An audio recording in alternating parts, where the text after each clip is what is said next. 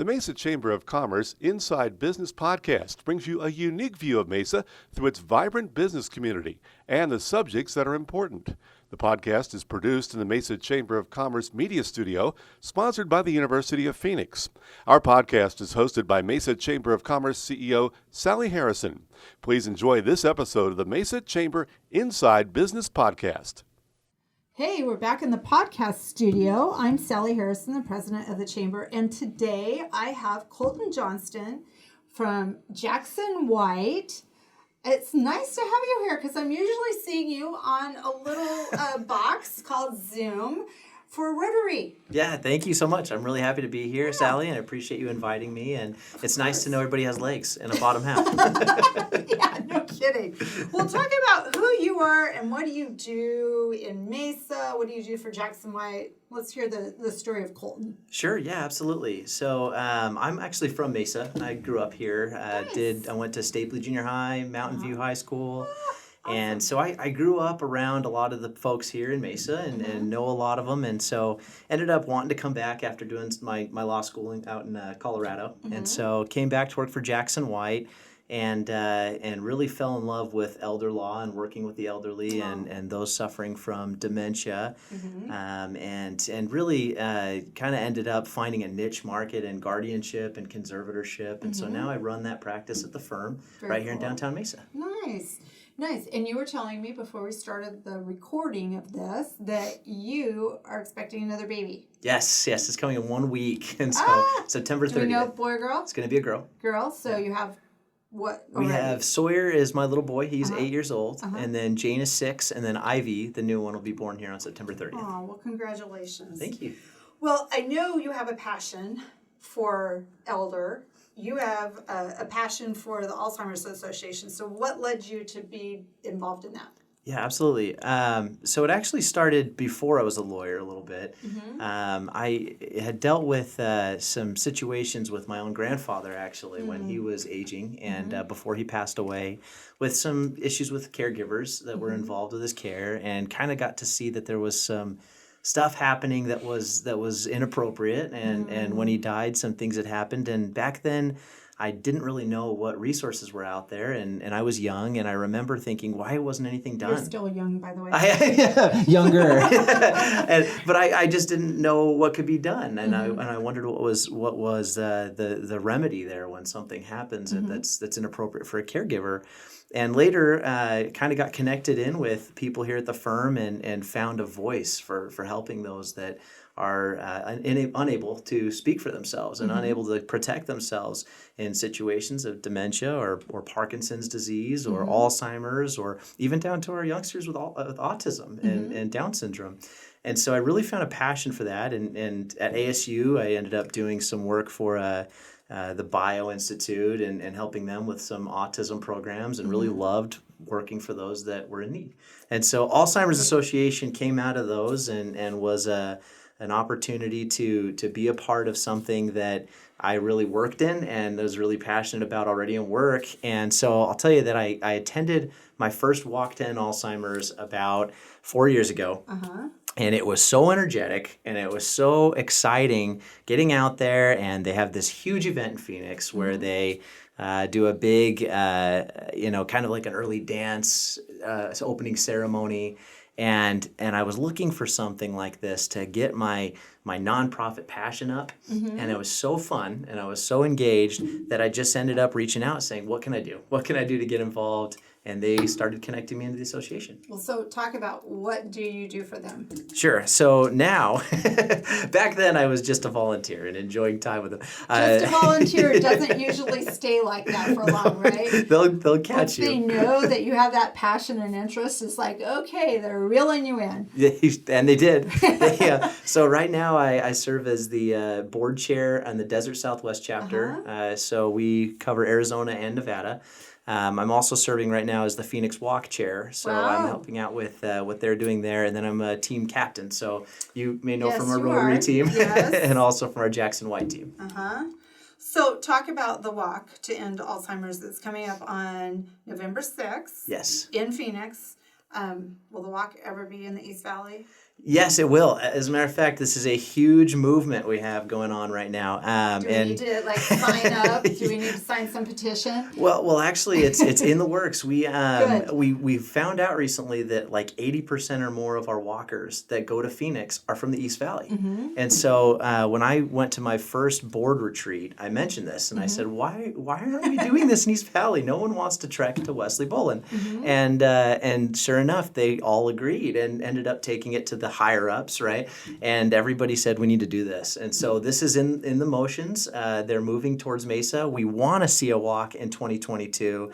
We will see a walk in 2023 in Mesa or the East Valley. And so the walk on November 6th is going to be a great event. A lot of people are asking me right now, is it going to happen in person? Yeah. Is it going to be safe? Right, because last year was virtual. Yeah, and we still will have some of that. We'll have some people walking virtual in other locations because we want to be safe. These folks are the most vulnerable to the disease and COVID-19, and so Or their caregivers, right? right, exactly. They're caregivers that can't carry it back to Right. someone, and so we've taken a lot of precautions in Phoenix. We are having a rolling walk instead of everybody starting at one time, so that we can kind of keep things social distanced and everybody can go when they're comfortable.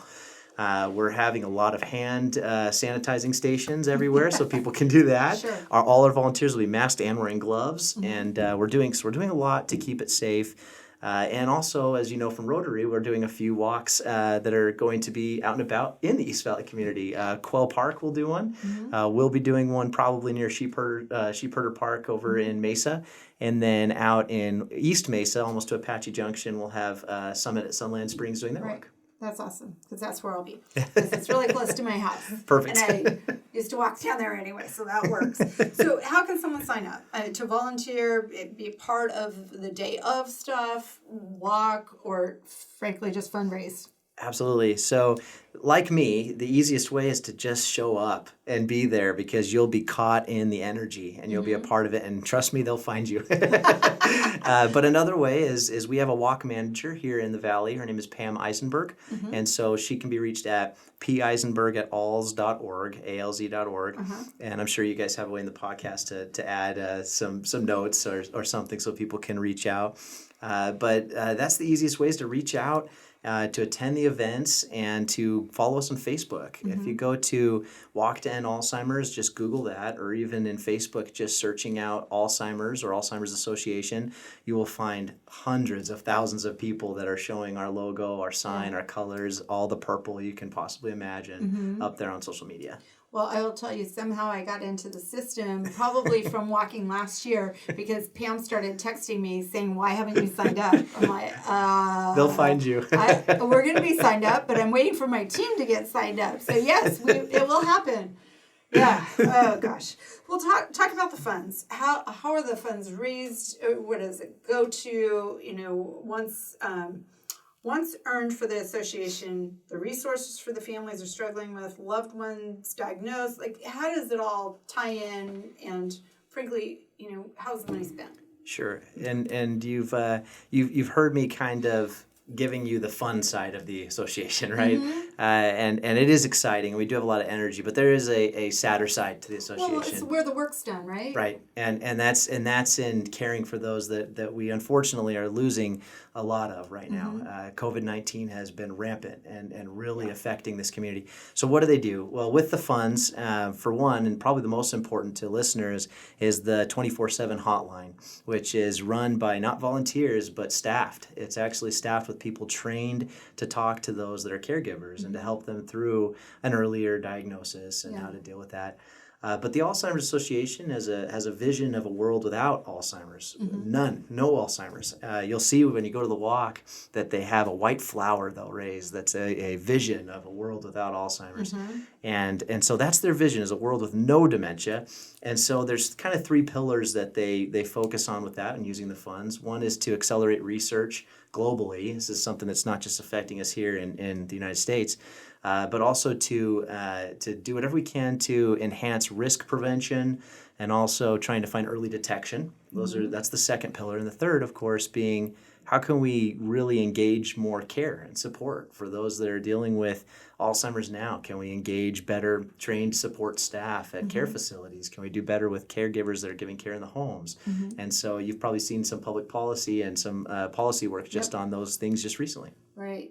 Well, we have, and we've also, as the Aging and Healthcare Committee at the Chamber, we've also been engaged in the Dementia-Friendly City, Dementia-Friendly Mesa. So I love that. I know we did autism-friendly as well, and so I'm so interested. we'll be talking about Yes. that more. Well, talk about the other events, because I know the walk's not the only thing that this organization does. How can people be engaged more than just this upcoming walk? Absolutely. And the walk to End Alzheimer seems to be the most well known, and the walks around the valley with Parkinson's and others, people just know those events. Oh, it's fun. It's fun, right? It's a good way to get with your friends and family and support a good cause. But there's also other events that happen throughout the year. One is the Longest Day, which is an event that happens during the. It's less known. I thought that was something we called work at the chamber. That's right.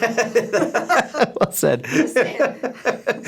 It could be, and that actually could be your event on that day. So it's a day to actually take a personal event that you want to do and use it as a fundraiser for you and your family and friends and all your social media. So for me, on this last one that we did, my family did an event at the Salt River. And we went, and I'm a paddleboarder, and so we took as many as we could and went paddleboarding and tried to get people to donate how many miles we went while wearing purple down the Salt River.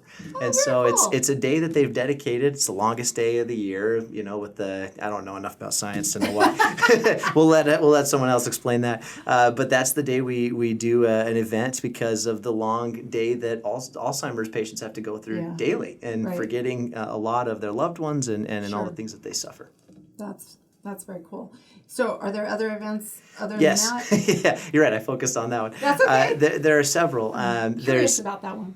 and you should look it up. There's several others that go on throughout the year. One is actually a really fun rivals game that is played with. It's kind of a flag football event that we do to raise funds. Yeah, I was writing that down when you said rivals, but the flag football. It's rivals with a Z too, so you want to look into that. Okay.